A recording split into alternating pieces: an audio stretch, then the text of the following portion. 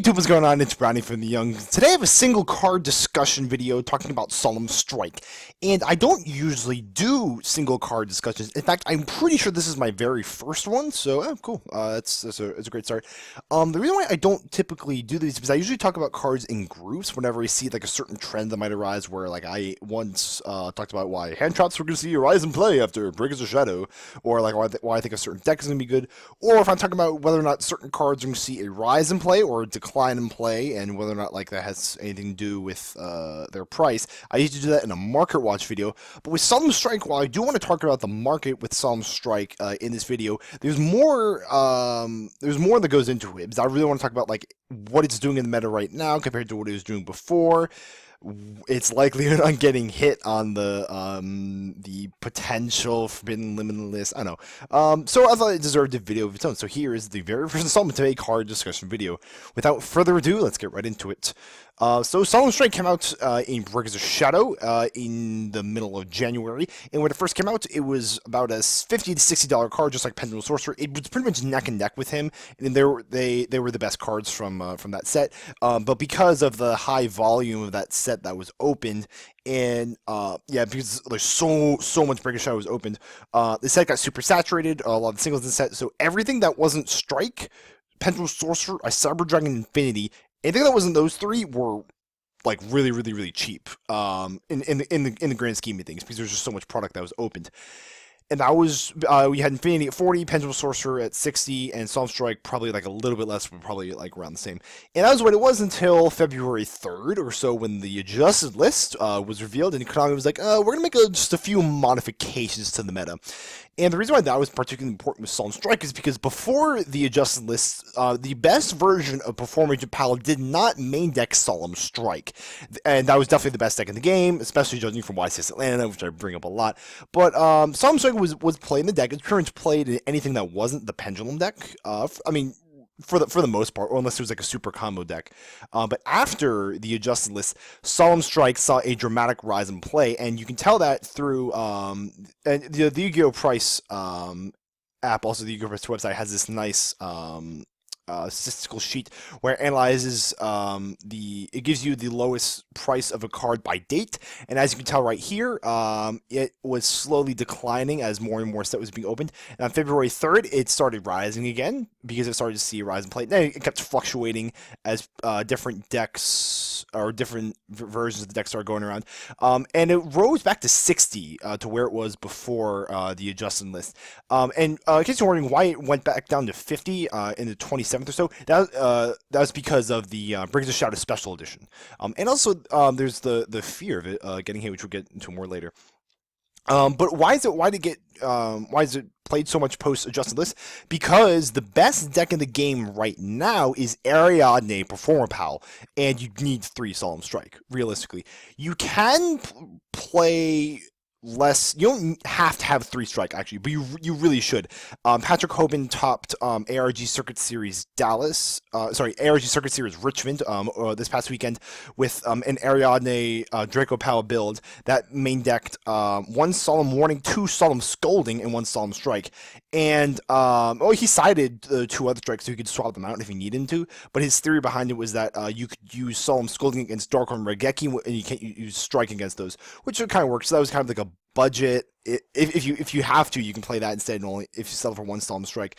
But that's why Solemn Strike has seen such a dramatic rise in play, and it's really just amazing, this format, because in reality, after the adjusted list, the power ceiling of the game is dramatically lower. Before, power was all over the place. It was a crazy powerful deck. But after the adjusted list, because of the power vacuum, the 2 best decks initially were Cosmo and Monarch, because before power didn't really have his act together. And those decks are very reliant on their normal summon and in key effects resolving. And if you Solemn Strike and Monarch Tribute Summon, or if you Solemn Strike a pilot effect, it's really critical. And it's really good at protecting your board. So if you have Dark Destroyer, and if you have a Dark Destroyer followed by Solemn Strikes, that's like that's impossible to kill, and that's why a lot of Cosmo decks are main decking Solemn Strike. Is it a combo piece? No, but is it really good? Oh yeah, it's amazing. So, because of like how good it is, with the game being at such a low power level, if we see more pendulum decks on the rise, they're just like all over the place, like before Engine Pow, it could see a decline in play once decks get more combo oriented. But as it looks right now, Solemn Strike is not going away in the future because there isn't really any groundbreaking sets coming out between now and Nationals. So the only thing that would impact the card's price is the Forbidden and Limited list. And the way I look at the likelihood of Solemn Strike being limited is this. For the next Forbidden Unlimited list, I think it's a very slight chance that anything else is going to get moved down for the most part. I think that they're going to go really, really easy in terms of move downs because of the bad reaction that the Konami got from the adjusted list. People were pissed after the adjusted list. It was probably justified, like, especially because of YCS Atlanta. We saw, like, yeah, we kind of dodged a bullet right there, but there were some pretty angry posts, like on various forum networks such as Pojo and Duelist Grounds, very angry YouTubers who were just like, oh, I can't believe that I just lost so much, oh, I can't believe Konami did that. And Konami, I would imagine that they would be reluctant to have a similar list again, in fear of having another negative response. But with Solemn Strike, while I think that, and I didn't put it in my ban list video, I tried to keep the hits on that list as light as possible. I think the only reason why it might get hit is because of the outcry it has been receiving for it to get hit. Allow me to explain. When I analyze the recent hits on the Forbidden Limited list from the past year, there are a few ones, especially the banned cards, that I think are relatively important. I think Apocryphal Towers, Lavalval Chain, and Jin Release and Rituals are all very interesting because not only do the OCG not have them banned at all, don't have them hit at all, but I think all three of those cards were hit because they were banned because the players were like demanding it or so. On Pojo, especially, and on like YouTube, everywhere, there were lots of people saying Towers should be banned, Jin should be banned, and around Nationals, they said Lavalval Chain was banned. That was kind of a random one, but it picked up a lot of momentum. A lot of people were like, oh, Lavalval Chain, Towers, Jin, get rid of him. With all of them, they're all really, really freaking good cards. In fact, I also would agree that Jin should have been banned and should stay banned. But I think the biggest reason why it was banned in the TCG and not in the OCG yet is because Konami is actually listening to its player base. If a majority of the player base is calling for Puck Towers to be banned, even though Klee isn't doing that well, Konami's like, we're going to ban it. If a majority of the players are calling for Lavalval Chain being banned, even though the main purpose it had at the time in Necros was to send Jin, which is being banned on the same list, players were still calling for ban. Konami's like, you know what? I got you. I predict a similar thing if, hypothetically, Solemn Strike is hit at all. That would be the main causation. It's because of the players' demand for it to be banned. I don't think it's going to be banned, though, at all. I think, if anything, it's going to be put to 1. It's not going to be banned straight up. That would probably piss more people off.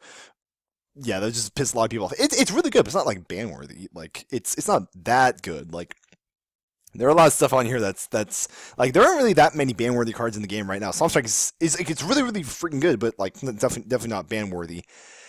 I suppose that means that we are at a disparity or a contradiction or a conundrum here. We have two factors or two trends that are working against us. We have the trend, the theoretical trend that Konami's going to go light on the next list because of the bad reaction there was to the adjusted list. But then again, we see that they have been listening to players, judging from some of these bans that have been happening. So, like, which one is it? And I just want to throw it out straight up. We have no idea, okay? They have been really, really unpredictable lately, both with the Forbidden Limited list and with the reprint cycles, and just with, like, everything. Nobody has any idea for sure, okay? But I think it's, in my opinion, I suppose the way I see it is that Solemn Strike has actually a very legitimate chance of getting limited, and therefore, if you're interested in getting any, I recommend you only get one. But I still recommend like you should get one. And if on the next list either Solemn Strike is not limited, yeah, if Solemn Strike is not limited on the next list or hit at all, just buy 2 immediately.